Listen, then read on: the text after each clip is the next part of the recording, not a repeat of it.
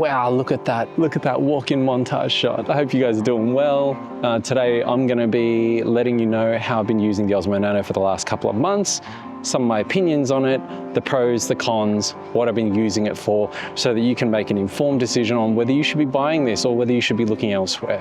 I'm not sponsored by DJI, although I'd love to be because I love their products. I'm gonna give you an unfiltered version of what I think about this nifty little camera. So I've used this camera for various things, POV with the chest mount. Let me just switch to my third camera.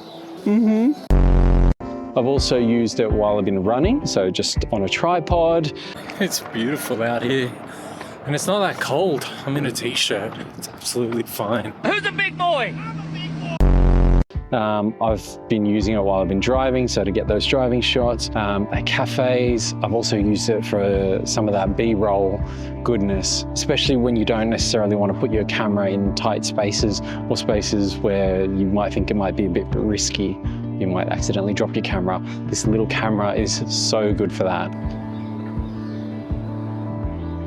All right, little POV. No Osmo Pocket needed for today. I'm gonna make this into a wrist strap. Nice.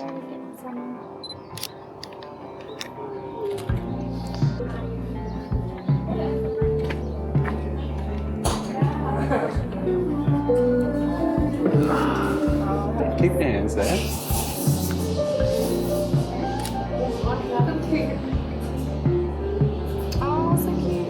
So I think some of the strengths that this camera has is that it's obviously a really quick setup. I'm filming with it right now, but it's tiny. The setup takes barely any time, especially if you're on auto and not using a variable ND filter. You can literally just leave it on auto exposure, auto white balance, and off you go. It's really easy setup. It's incredibly lightweight. I've got a Sony a6700, and unfortunately when you're just in tight spaces, I'm not necessarily able to film with my camera. This was very easy to do that. I just clip it on my chest using the chest mount, and yeah, it was so easy.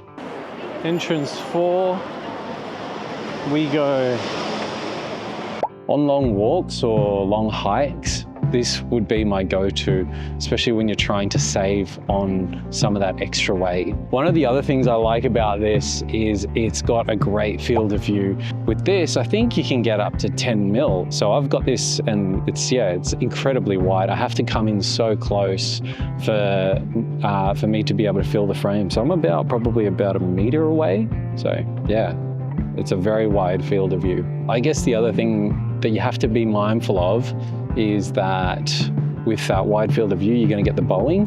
With the new firmware update, they have given you a natural wide function as well. So it's what I'm using now. And basically it just means that these kind of lines here have already been fixed in camera.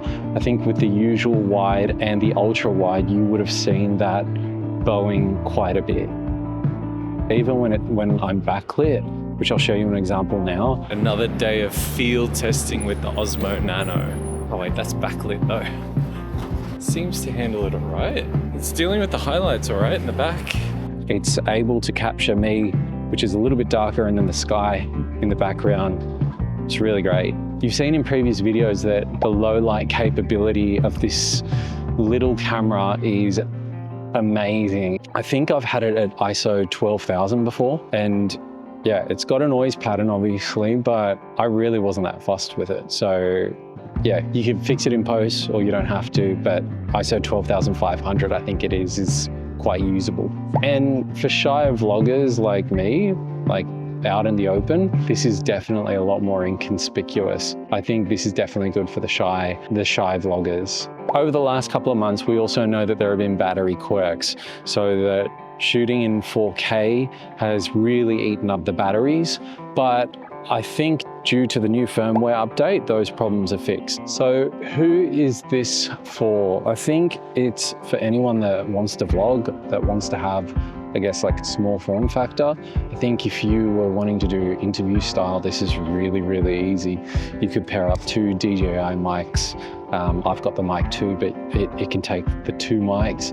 So you could do street interviews with this. Really, really easy. I'm going to be taking this out snowboarding in about a month and a half. So yeah, really, I think it's for everyone. So yeah, that's pretty much it. I hope you've enjoyed the video. I hope it's been helpful and informative for you to make a decision on whether you want to get this. Stick around, I'm going to be making more videos, and I'll see you in the next one. Okay, bye.